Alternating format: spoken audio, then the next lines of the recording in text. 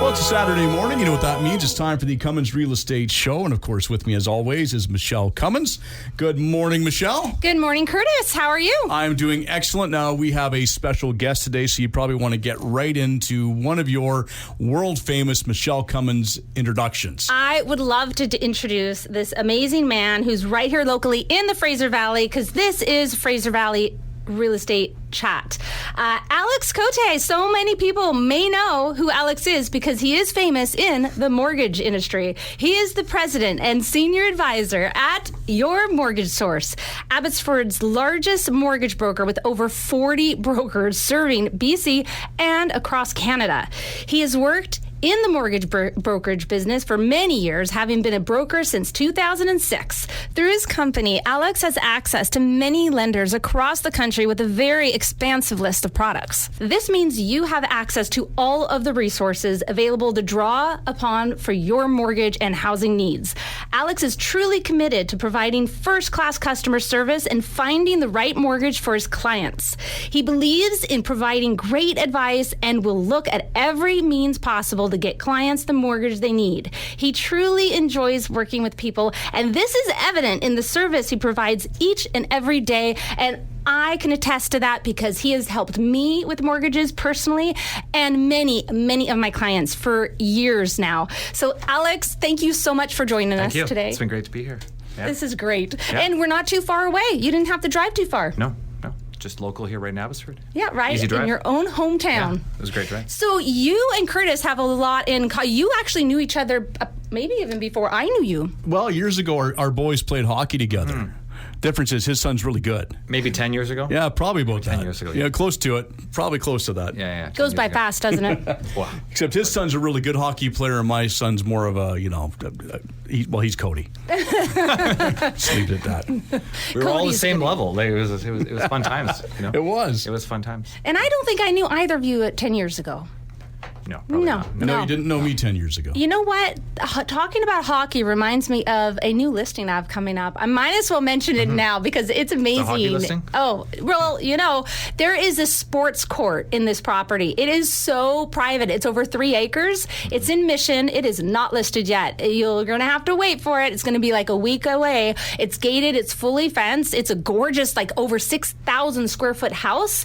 It's amazing views, but it's got this court, this sports court. You can actually, the material on it, it's painted with the material where you can hockey on it and it won't damage the actual court itself. It's a hockey, tennis basketball, court. tennis, all that stuff. Yeah, it's got everything. Pickleball as well. They got the pickleball lines on it.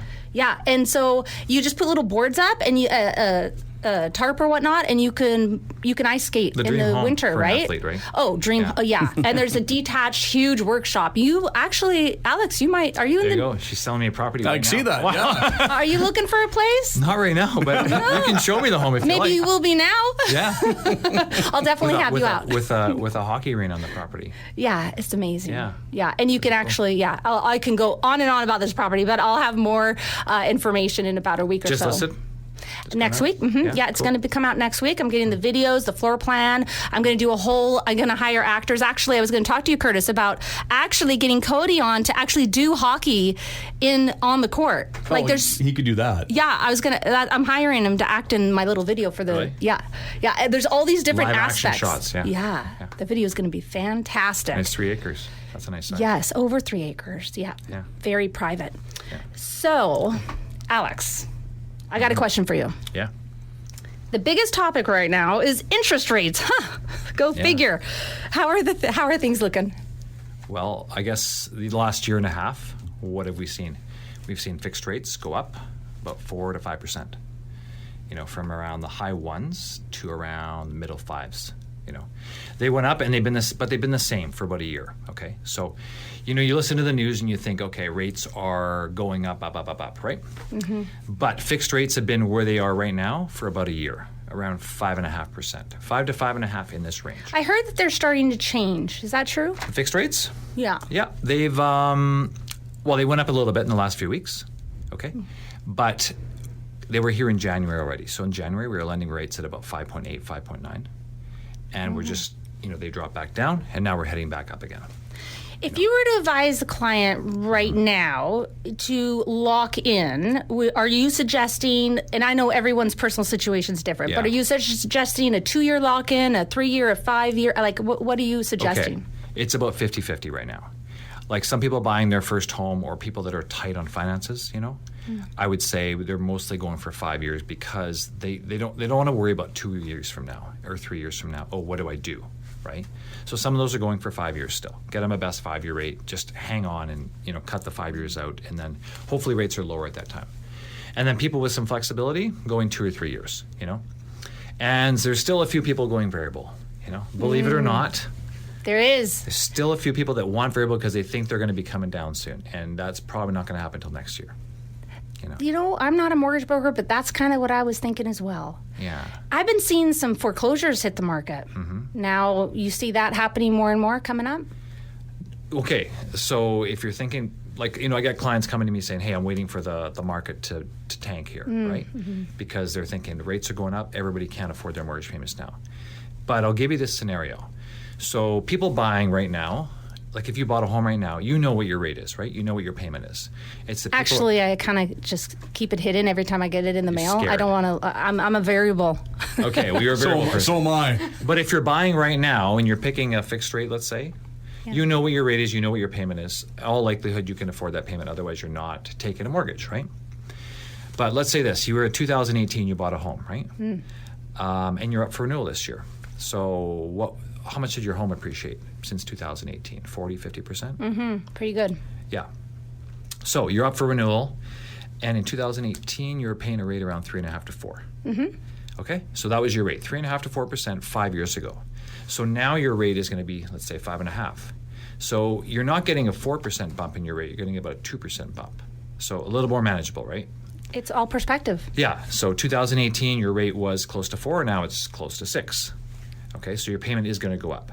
So if that straps you, you're thinking, what can you do, right? Well, now I can go refinance my home if I need to, right? Yeah. Like I can refinance my home back to 30 years if I'm really strapped. I can borrow more money. Like let's say your payment goes up $1,000 a month. Okay, so now let's call it $36,000 over the next 3 years, right? So what can you do? You have a ton of equity now. You can borrow that extra $36,000 to help you make payments, right? Exactly. Right? So if you want to stay in your home, so it's like, okay, let's refinance back to 30 years. If you need to bump your mortgage up, bump it up. It's a short-term financial pain. But to keep your home that, has appreciated 40, 50%, right? And last case scenario, if you just can't afford it, go to a realtor, you sell your house, you downsize, you still stay in the market, but you made a ton of money in the last 5 years. It's true. And you can downsize and drop your mortgage and keep your payments the same as they were 5 years ago. Where do you see things going from here? Rate-wise? Yes. Okay. So prime rates have gone up, in the last year and a half. Almost every single Bank of Canada meeting they've gone up, except for a couple. So essentially, I think we are at or close to the end of those increases. I mean, most people would agree. They've gone up substantially. Curtis and I were having a chat about this before. They've gone up substantially. It's like, okay, would you suspect that they're going to go up another 4 or 5%? I would say no. Yeah. Yeah. I thought you were just talking about hockey earlier. We're talking about mortgages too. I'm in a variable too. Yeah, I was just going to ask. Variable. We're a little deeper than variable. that. We also talked about the topic. So it's like because that's the long term. Long term. That's the best way to go. Long term. But right now it's causing short term pain for a lot of people. And I know, like the masses, they let fear lead them. But these rates going up aren't going to last forever, and there will be a correction. Well, the rates were going up in 2008, 2007, 2008. They started to go up, right? And then there was the financial crisis, and they were close to 6% at that time. And people have forgotten that that's where the rates were back when the financial crisis hit, and then rates dropped. And since that time, so it's about 15 years since the financial crisis of 08. Yeah. They weren't below 2%. Rates were 3%, 4%, There was a whole range. So right? we've been here before. We've been here before. Yeah. But you forget every time because like now you're going through it personally this time again, and you forget the pain of last time, or you weren't even in the market last time, right? We do. But it doesn't take us back to say that situation in the early 80s when it got up to like 23% kind of thing. Yeah, we're way off that. Yeah. Way off that. I mean, if it goes there, I mean, we got a massive world of hurt for the whole population. Yeah. So you would think the powers that be would be smarter than that to not let it go that far. You would hope. I would hope. So maybe last question before we go on break, because I mean, hand in hand with Curtis being on variable, I'm on variable, you're on variable. What's the impact on clients with the rate increases? I mean, what have you been able to do to help your clients? Okay, so with a variable, some lenders have been changing the payment as it goes. So the payment, the rates go up, the payment changes. Rates go down, the payment changes. Other lenders, like TD Bank, for instance, they don't change their payments till you hit what's called a trigger point. So those people have not experienced payment increases yet, until the point where it's like, okay, you're no longer covering principal, then you may have to increase your payment. So, and at that point, you got to look at, okay, do I want to refinance right now? Am I stuck? Is my payment too high? Do I want to refinance my home? Right. So you don't have to sell. You don't have to feel like because a lot of people don't know about they can refinance. Exactly. You can try as long as you requalify. If you want to stay in your home, you can refinance. Yeah. Yeah. Borrow a little more money and ride it through, right? Because it's better to be into a home in the market than it is to sell and get out and then rent, and then you're out of the market, and then when the market recovers, now you're trying to get back in with millions of other people who are trying to buy in at the same time, right? It is so hard in this era. Yeah. The Lower Mainland once you're out of the market, it's so hard to get back in. Yeah, extremely hard. Yeah. You sit there and rent, and then your savings become dwindle as less of a percentage of the new price that's higher, right? And would you suggest that if somebody can afford to do a lump sum before the end of the year, if those that are on those like TD rates, the ones that don't change the price or don't change the payment, but they've got all this built up interest and that they have to pay, do you suggest doing a lump sum since we're allowed 20% a year? Depends on, if you've got a lump sum sitting there ready to go, but you're kind of strapped for payments, I would hold that back and use it to make my payments. Because once you make the lump sum, the bank's not going to lend you more money unless you qualify. So it's going to be like, you're strapping your cash, you're taking away your cash, right? Giving it to them, trying to lower your payment, but it still might not be low enough for you. That makes sense. So I personally, if my payments jumped $1,000 or $2,000 a month, and I'm like, this is tight, and I had 20 grand sitting in the bank, I would keep it there and use it to help me manage my cash flow.